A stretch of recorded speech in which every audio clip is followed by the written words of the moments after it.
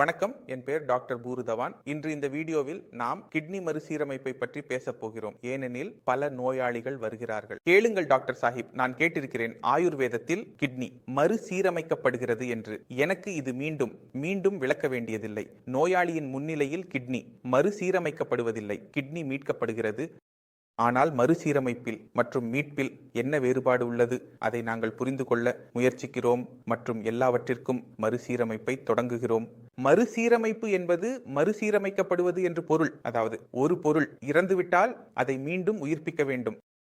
ஆகையால் மறுசீரமைப்பு நமக்கு விலங்குகள் உலகத்தில் பல இடங்களில் காணப்படுகிறது. சிலி விளக்கினியின் பூஞ்சை வெட்டப்பட்டால் அது மறுசீரமைக்கிறது. ஆனால் முழுமையாக அல்ல, வெறும் பூஞ்சை மட்டுமே. அதன் கையை வெட்டினால், கால்களை வெட்டினால் அது மறுசீரமைக்கிறதா? இப்போது நினைக்கலாம், நான் இதற்கு பதிலளிக்க மாட்டேன். இரண்டாவது, உடலின் உள்ளே கல்லீரலின் நிலையை பார்க்கலாம். யாரிடமாவது கல்லீரலை வெட்டி கொண்டு வெளியேற்றினால் அதன் கல்லீரல் மீண்டும் மறுசீரமைக்க கல்லீரலுக்கு மறுசீரமைப்பு சக்தி உள்ளது. இப்போது கேள்வி இது, இப்படியான சக்தி எங்கள் கிட்னிக்கு உள்ளதா?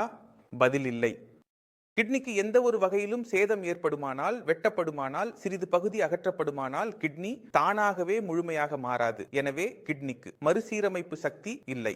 இப்போது கிட்னியின் நெஃப்ரோன்கள் உள்ளே மறுசீரமைக்கப்படுவதாக கூறும்போது கிட்னியின் உள்ளே மரண பகுதி இரத்த வழங்கல் பாதிக்கப்படுகிறது. இரத்த வழங்கல் பாதிக்கப்படுவதால் அங்கு சரியான இரத்தம் செல்ல முடியாது மற்றும் இரத்தம் செல்ல முடியாத போது உணவில் உள்ள புரதம் மற்றும் ஆக்சிஜன் செல்ல முடியாது. இதனால் கிட்னியின் செயல்திறன் குறைகிறது. இப்போது உங்கள் மனதில் கேள்வி எழும், டாக்டர் சார், கெட்டரின் அளவை குறைக்கிறார்கள், ஜி அதிகரிக்கிறார்கள் என்றால் அது எப்படி சாத்தியமாகிறது என்பதற்கான பதில் மீட்பு என்பதாகும். மீட்பு என்றால் என்ன? மறுசீரமைப்பில் என்ன வேறுபாடு உள்ளது? இப்போது நீங்கள் புரிந்து கொள்வீர்கள். நாம் எப்போது ஒரு கிட்னி ஃபில்டர் நோயாளியின் மீட்பை மேற்கொள்கிறோம், மீட்பில் சில நிலையான விஷயங்களை காணலாம். உதாரணமாக FSGS என்றால் அது ஃபோகல் செக்மெண்டல் குளோமெருலோபதி ஆகும்.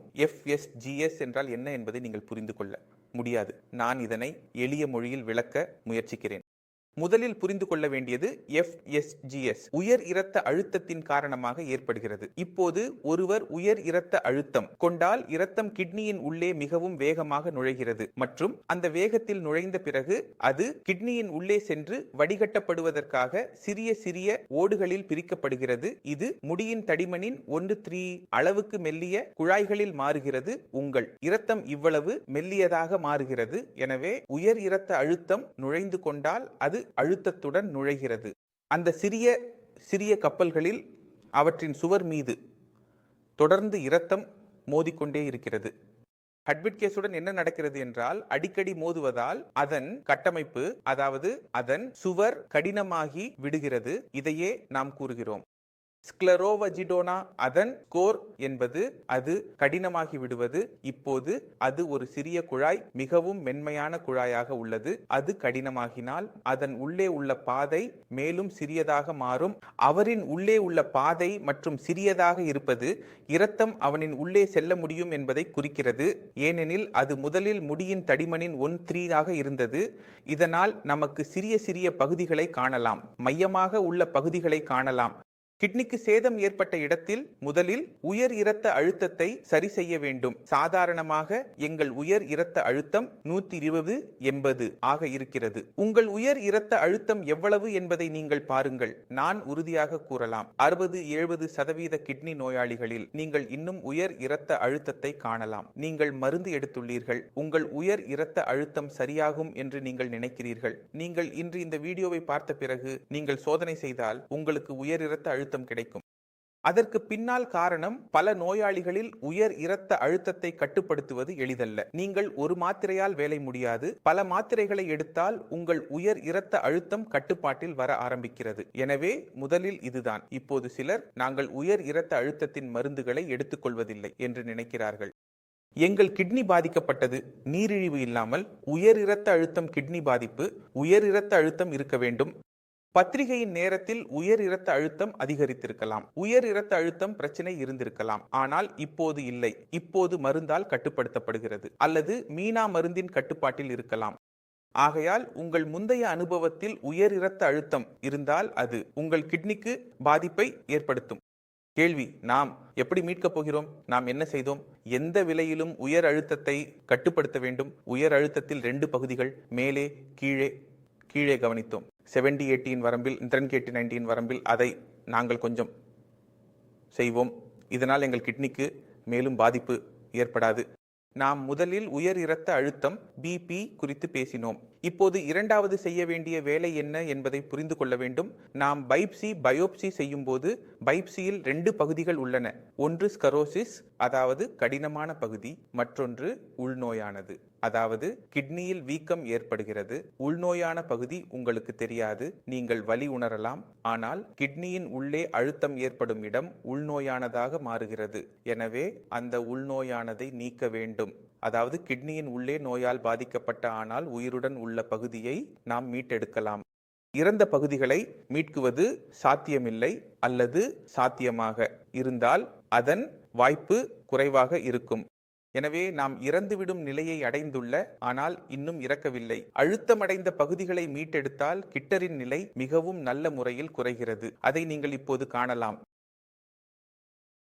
இன்று எங்களுடன் ஒரு நோயாளி உள்ளார். பெயர் அமர்ஜீத் யாதவ். தீபாவளியில் வாழ்கிறார் மற்றும் கடந்த 6 நாட்களாக அவரது சிகிச்சை நடைபெற்று வருகிறது. என்ன அளவு இருந்தது, என்ன ஆனது, அது பின்னர் சொல்வேன். முதலில் அவர்களின் கிட்னிக்கு உண்மையில் என்ன நடந்தது என்பதை விளக்குகிறேன். அதனால் நாங்கள் லெவல் 9க்கு சென்றோம். அங்கு மருத்துவர் டயாலிசிஸுக்கு திறந்து விட்டார். சரி, எனவே முதலில் எப்போது எங்கள் அருகில் வந்தீர்கள் என்றால் தேதி 11 செப்டம்பர் 2023 பிபி இருந்தது 180, 110. பிபி மிகவும் உயர்ந்தது. எப்போது பிபி எங்கள் அளவு மிகவும் உயர்ந்தால் இரத்தம் கிட்னியின் உள்ளே மிகவும் வேகமாக நுழைகிறது மற்றும் கிட்னியின் உள்ளே இரத்தத்தின் வழங்கல் அது நமது முடியின் தடிமனுக்கு ஒப்பிடும்போது 1 மடங்கு மெல்லியதாக இருக்கும். இப்போது பிபி அதிகரிக்கும் போது மிகப்பெரிய சேதம் எங்கு ஏற்படும் என்று யோசிக்கவும். கிட்னியின் உள்ளே உள்ள அந்த இரத்தம் வழங்கும் சுழற்சி அது கெட்டியாக ஆரம்பிக்கிறது. இதில் அழுத்தம் அதிகரிக்கும் போது அது கடினமாக ஆக ஆரம்பிக்கிறது. கடினமாக ஆகுவது என்பது வலியில் ஒன்று சிறிய கண்ணோட்டம் காணப்படும். இது கேராவின் மென்மையானது. இப்போது எவ்வளவு மென்மையானது? அதற்கேற்ப குறைவாக முழுமையாக உள்ளே செல்லும். எவ்வளவு குறைவாக முழுமையாக உள்ளே செல்லும் ஆக்சிஜன் மற்றும் அது உடைந்தால் கிட்னி கடினமாக ஆக ஆரம்பிக்கிறது. இதுவே உங்களுடன் நடந்தது. இப்போது நாம் இதன் கிசில் முதலில் என்ன வேலை செய்தோம் என்றால், முதலில் பிபி மேலாண்மையை செய்தோம். இப்போது பிபி எவ்வளவு வருகிறது, அது சரியாக உள்ளது. நாம் சாதாரணமாக்கிய போது கிட்னி கெட்டுப்போகும் காரணத்தை நாம் அகற்றினோம். பிபி காரணமாக இப்போது புதிய சேதம் ஏற்படவில்லை. புதிய சேதம் ஏற்படுவது நிறுத்தப்படும் போது மட்டுமே மீட்பு தொடங்கும். இதை காரணமாக கொண்டு செப்டம்பர் மாதத்தில் உங்கள் அளவு 9 இருந்தது. இப்போது என்ன சொல்ல வேண்டும்? எனது அளவு 4.5 4 ஆகிவிட்டது. இப்போது நீங்கள் யோசிக்கிறீர்கள், 9 முதல் 4 வரை சாதாரணமாக ஏன் இல்லை? இந்த மாதம் 4.7 கிட்னி உள்ளே இறந்து விட்டது. அது எந்த விலையிலும் உயிர்ப்பிக்க முடியாது. கிட்னியின் பாதிக்கப்பட்ட பகுதியை அல்லது இறக்கும் நிலையில் உள்ளதை நாம் காப்பாற்றலாம். பாதிக்கப்பட்ட 10ஐ சரி செய்யலாம், ஆனால் இறந்ததை மீண்டும் உயிர்ப்பிக்க முடியாது. இந்நிலையில் எங்கள் நிலை 9-10க்கு அருகில் இருந்து 4.5க்கு கீழே வந்துள்ளது. மேலும் இது இப்போது மெதுவாகவே கீழே செல்லும். அதனால் சரியான முறையில் வேலை செய்தால் கிட்னியின் செயல்பாட்டை மீட்டெடுக்க முடியும் என்பதை நீங்கள் பார்த்திருக்கிறீர்கள். இதனால் எங்கள் கிட்னி மேலும் மோசமாக்கப்படுவது நிற்கிறது. அங்கு இந்த தொடக்கமாகிறது. ஆகையால் இன்று நீங்கள் கிட்னியின் செயல்பாட்டை மீட்டெடுக்குவது மற்றும் கிட்னியை உருவாக்குவது விஷயங்கள் என்பதை புரிந்து கொண்டீர்கள். கிட்னியின் மீள் தொகுப்பு இன்று வரை மருத்துவமாக ஆவணப்படுத்தப்படவில்லை. யாருடைய கிட்னியும் மீள் தொகுக்கப்படுவதை காணவில்லை. எனவே இன்று எனக்கு என் கிட்னி மீள் தொகுக்கப்படும் என்று தோன்றியது. அது தவறு. உங்கள் கிட்னியின் செயல்பாட்டை மீட்டெடுக்கலாம், ஏனெனில் கிட்னிக்கு தனது வேலைகளை அதிகரிக்க திறன் உள்ளது. எப்படி ஒருவர் 1 கிட்னியை அளித்தால் 2 கிட்னிகளில் 1 கிட்னி ஆக அதன் கடின நிலை அதிகரிக்க வேண்டும், ஆனால் ஆகவில்லை. கிட்னி தனது வேலை செய்யும் திறனை அதிகரிக்கிறது. தனது சுவாசத்தை அதிகமாக உயர்த்தாமல் அதில் நெப்ரோன்களின் எண்ணிக்கையை அதிகரிக்க முடியாது, ஆனால் அது இன்னும் தனது வேலை செய்யும் திறனை அதிகரிக்கிறது. அதனால் இன்று எனக்குள்ள ஒவ்வொரு கிட்னியையும் மீண்டும் வழங்குவதற்கான வேலை இதுவே, அதாவது கிட்னியின் செயல்திறனை அதிகரிக்க வேண்டும். இதனால் உடலில் உள்ள யூரியா வெளியே செல்ல வேண்டும், நிலை குறைவாக வேண்டும் மற்றும் GFI நிலை உயர வேண்டும். இந்த முறையில் கிட்னி மீள்கிறது. கிட்னியின் செயல்பாடு மீளவில்லை. பொதுவாக சொல்கிறேன், ஏனெனில் நோயாளிகள் முன்னேறுகிறார்கள். மருத்துவர் நீங்கள் கூறுகிறீர்கள். காரணம், எப்போது மீண்டும் உருவாக்கம் பற்றி பேசுவதில்லை.